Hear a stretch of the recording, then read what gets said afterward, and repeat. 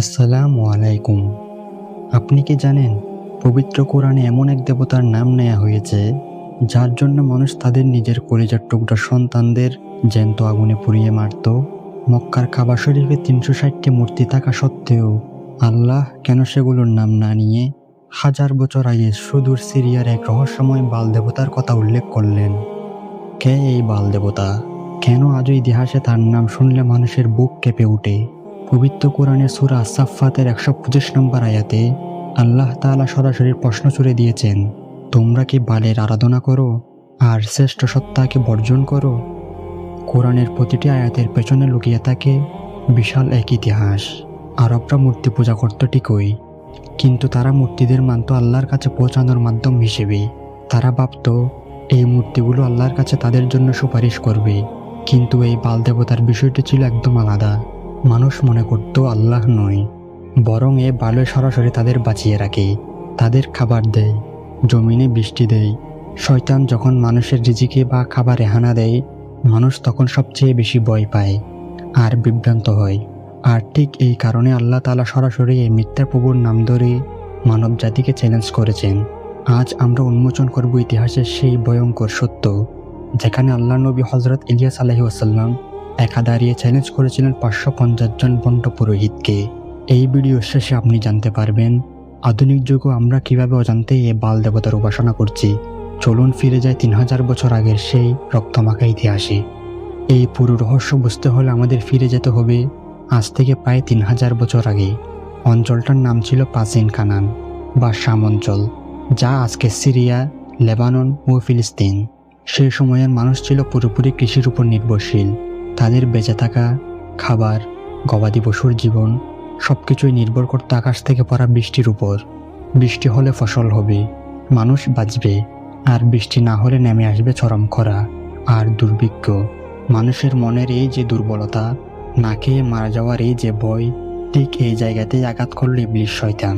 সে মানুষের মনে ধীরে ধীরে একটি ধারণা ঢুকিয়ে দিল যে আকাশের মেঘের আড়ালে এমন এক মহাশক্তি লুকিয়ে আছে যে এই বৃষ্টিকে নিয়ন্ত্রণ করে।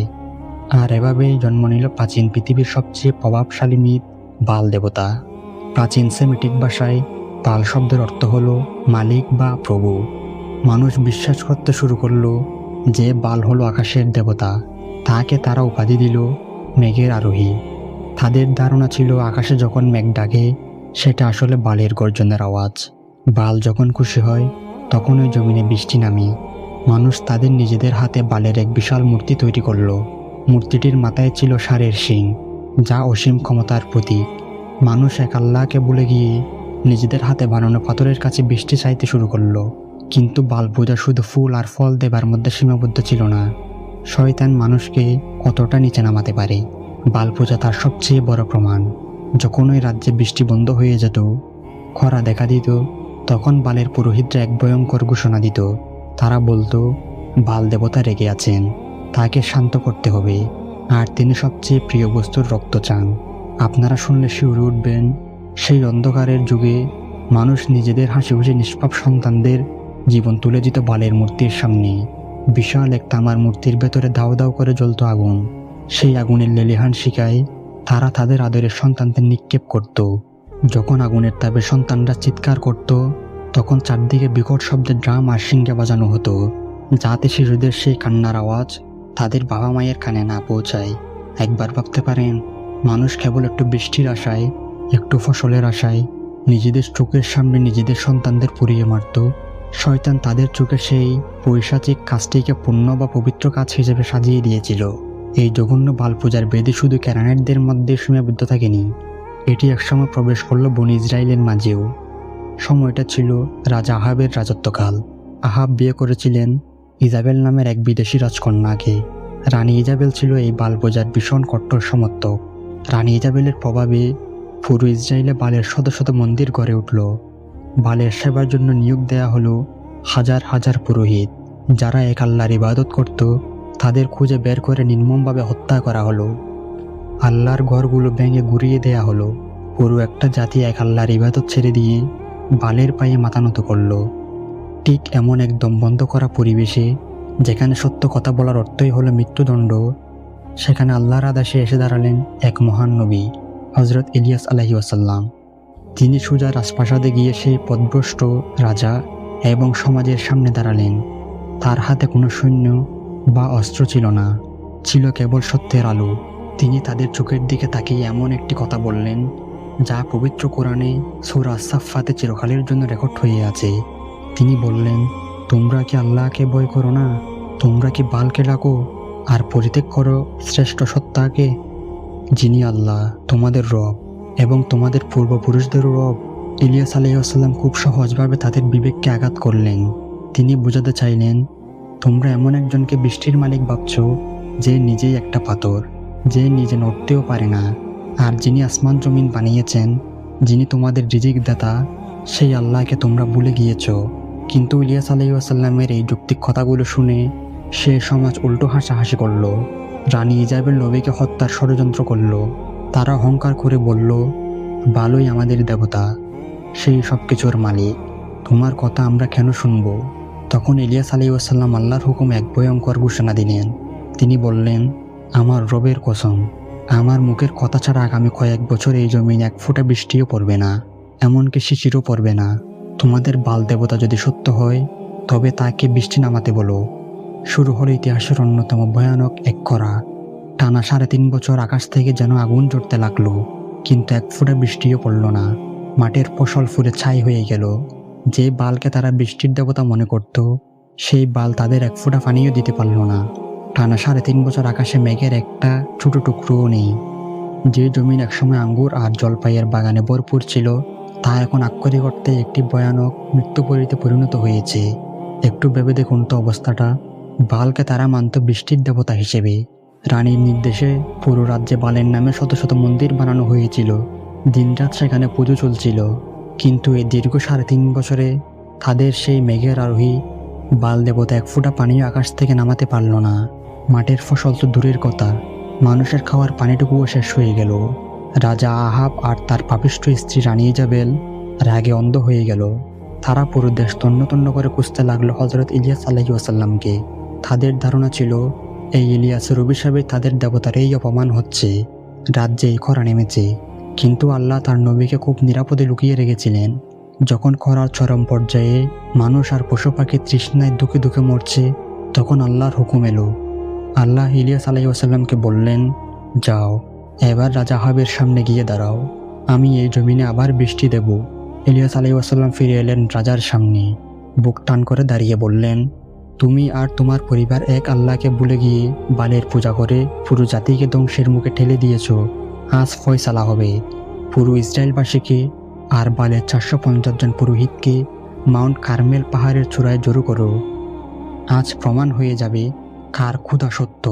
মাউন্ট কার্মেল, এই পাহাড়টা এমনিতেই ঐতিহাসিক। তখনকার ক্যানানাইটরা বিশ্বাস করত এই পাহাড়টা নাকি খুদ বাল দেবতার নিজের জায়গা। ইলিয়াস আলাইহিস সালাম ইচ্ছা করে এই পাহাড়টাকে বেছে নিয়েছিলেন, যেন বালের নিজের জায়গায় দাঁড়িয়ে বালের অহংকার চিরতরে ভেঙে দেয়া যায়। সেদিন পাহাড়ের চূড়ায় এক অদ্ভুত দৃশ্য সৃষ্টি হলো। একদিকে রাজার পাহারায় বালের 450 জন অহংকারী পুরোহিত, তাদের পরনে রাজকীয় পোশাক, আর তাদের পেছনে হাজার হাজার সাধারণ মানুষ যারা এতদিন বালের পূজা করে এসেছে।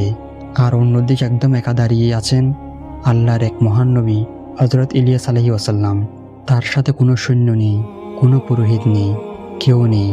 শুধু তার বুকে আছে আসমান ও জমিনের মালিক মহান আল্লাহর উপর পাহাড় সম বিশ্বাস। ইলিয়াস আলাইহিস সালাম সেই হাজার হাজার পথভ্রষ্ট মানুষের সামনে গিয়ে দাঁড়ালেন। তার গলার আওয়াজ পাহাড়ের চারদিকে প্রতিধ্বনিত হতে লাগলো। তিনি বললেন, আর কতদিন তোমরা দুই নৌকায় পা দিয়ে চলবে? আর কতদিন তোমরা সত্য আর মিথ্যার মাঝে বিভ্রান্ত হয়ে থাকবে? আল্লাহ যদি সত্য স্রষ্টা হন তবে তার ইবাদত করো, আর যদি বাল সত্য হয় তবে তার পিছে ছুটো। কিন্তু আজকে এর চূড়ান্ত ফয়সালা হয়ে যাবে। জনতা একদম চুপ, কেউ টু শব্দটিও করল না। যখন ইলিয়াস আলাইহিস সালাম চ্যালেঞ্জের নিয়ম বলে দিলেন, তিনি বললেন, আমি আল্লাহর নবী এখানে একা, আর বালের পুরোহিতরা আছে 450 জন। আমাদের দুই পক্ষকে দুটো ষাঁড় দেয়া হোক, আমরা ষাঁড় জবাই করে খাটের উপর রাখবো, কিন্তু কেউ কোনো আগুন জ্বালাতে পারবো না। তোমরা তোমাদের বালকে ডাকবে, আর আমি আমার আল্লাহকে ডাকবো। যে ঈশ্বর আসমান থেকে আগুন পাঠিয়ে কুরবানি কবুল করবেন, তিনিই হবেন সত্য স্রষ্টা। পুরো জনতা একদম এক বাক্যে বলে উঠল, হ্যাঁ, এটা একদম ন্যায্য কথা। এটাই হবে চূড়ান্ত পরীক্ষা। যেহেতু পুরোহিতরা সংখ্যায় বেশি ছিল, ইলিয়াস আলাইহিসসালাম তাদেরকেই আগে সুযোগ করে দিলেন। বালের পুরোহিতরা তাদের বেদিতে ষাঁড় জবাই করে রাখলো। এরপর শুরু হলো তাদের প্রার্থনা। সকাল থেকে তারা বালের মূর্তির সামনে চিৎকার করতে লাগলো, হে বাল, আমাদের উত্তর দাও। হে বাল, আসমান থেকে আগুন পাঠাও। তারা বেদির চারপাশে পাগলের মতো নাচতে লাগলো, কিন্তু কোনো উত্তর নেই। আকাশ থেকে একটা আগুনের স্ফুলিঙ্গও পড়ল না। দুপুর গড়িয়ে গেল। এবার ইলিয়াস আলাইহিসসালাম তাদের একটু উপহাস করতে শুরু করলেন। এটা কোনো সাধারণ উপহাস ছিল না, এটা ছিল মিথ্যার অহংকার ভেঙে দেওয়ার চূড়ান্ত রূপ। তিনি বললেন, আরেকটু জোরে ডাকো। তোমাদের দেবতা কি ঘুমাচ্ছে, নাকি সে কোথাও সফরে গিয়েছে, নাকি সে গভীর চিন্তায় মগ্ন? জোরে ডাকো, যেন তার ঘুম ভেঙে যায়। এই কথা শুনে পুরোহিতরা মরিয়া হয়ে উঠল। বালের পূজার একটা জঘন্য নিয়ম ছিল, তারা যখন খুব মরিয়া হয়ে উঠত তখন নিজেদের শরীর তরোয়ার আর বর্ষা দিয়ে কেটে রক্ত বের করত। তারা সেদিন পাহাড়ের চূড়ায় নিজেদের শরীর কাটতে লাগলো।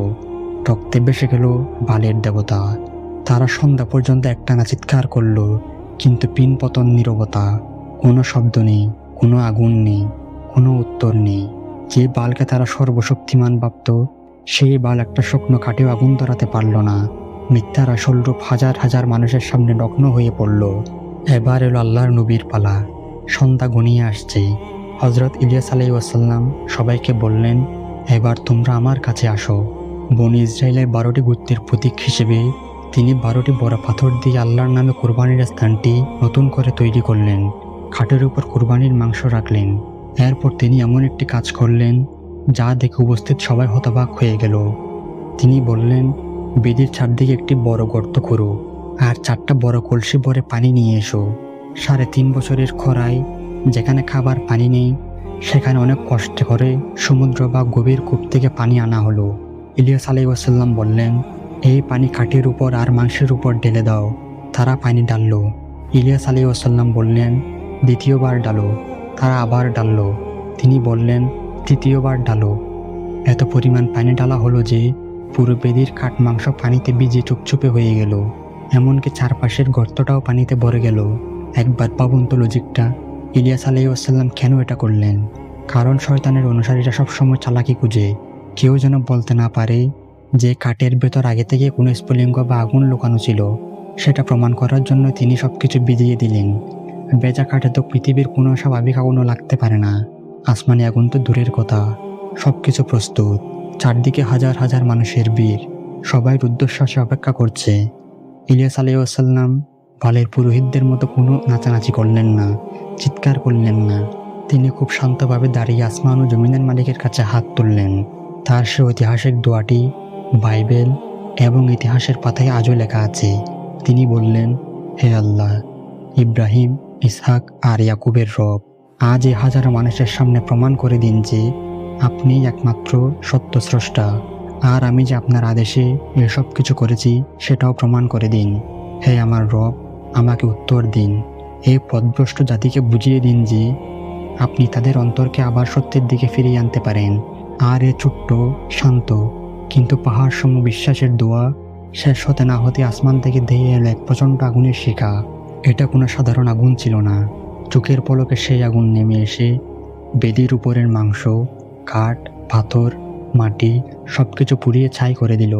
এমনকি বেদির চারপাশের গর্তে যে পানি জমেছিল, সেই পানি পর্যন্ত মুহূর্তের মধ্যে বাষ্প হয়ে উড়ে গেল।